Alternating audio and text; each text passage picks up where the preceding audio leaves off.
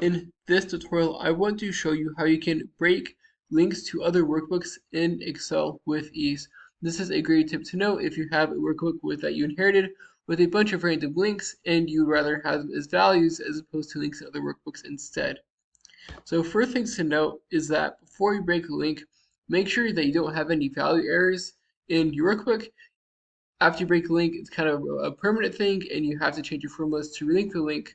And if it's not refreshed or open, you're going to have a bunch of value errors. So assuming you don't have any value errors in your workbook, like I don't right here, first you're going to want to go to the Data tab, and then from here, you're going to want to click on Workbook Links.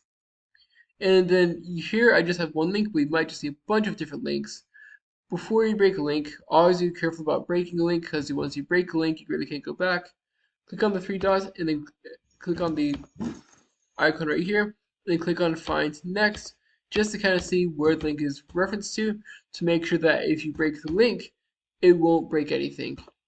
And then once you've decided that it's fine to break the link, click on the three dots right here, and then click Break Links. Note, once you break the link, everything that is linked to the other workbook is going to just be the value, and click on Break Links. It says breaking links can't be undone. Are you sure you want to break links? After that, click break links.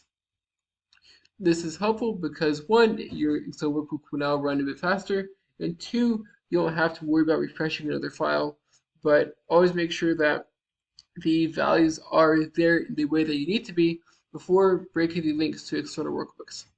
If you found this to be helpful, if you did, like, subscribe, comment. Thank you for watching. Have a great day.